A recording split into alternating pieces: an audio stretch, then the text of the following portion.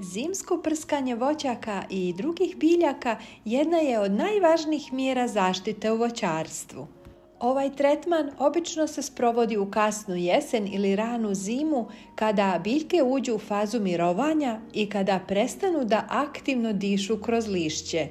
Međutim, pravi trenutak za prskanje dolazi tek kada voćka potpuno odbaci svoje lišće.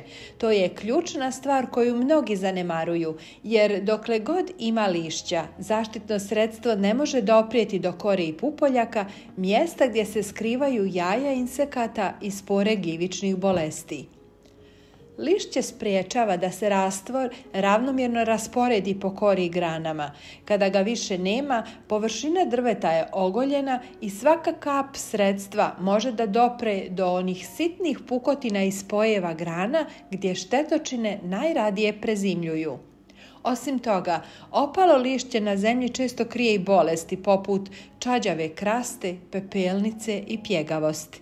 Zato ga treba ukloniti ispod drveta jer njegovo truljenje stvara idealne uslove da se bolest ponovo aktivira na proljeće.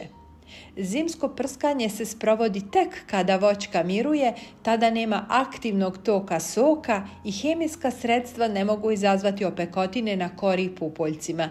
Najčešće se koristi bakreni preparat, bordoška tečnost, plavi gal i mineralna ulja koja imaju kontaktno dejstvo. Dakle, moraju prekriti svaku površinu drveta da bi bila djelotvorna.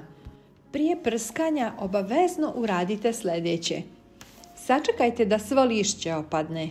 Očistite stablo od stare kore ili lišajeva.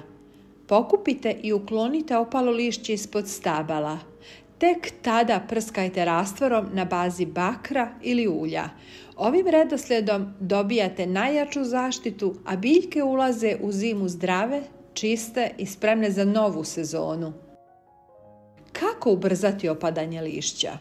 Neke voćke poput jabuke, kruške ili šljive u toplijim jesenskim danima zadržavaju lišće duže nego što bi trebalo. Ako želite da ubrzate ovaj proces, postoje 3 provjerena načina. Prirodno smanjenje aktivnosti. Prestanite sa zalijevanjem i ne dodavajte azotna đubriva. Blago smanjenje temperature i kraći dani prirodno će izazvati opadanje. Prskanje ureom. Rastvor od 5 kg ureje na 100 litara vode omekšava peteljku lista, ubrzava njegovo odvajanje i istovremeno dezinfikuje lisnu masu. Primjenjuje se nakon berbe dok još ima lišća po toplom i suvom danu. Poslije 7 do 10 dana lišće počinje da otpada.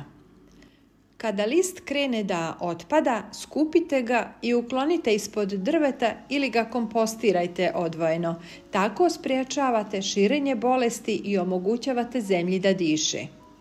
Ne koristite hemikalije koje nisu namijenjene za defolijaciju, poput herbicida ili jakih kiselina, jer mogu ozbiljno oštetiti koru i pupoljke.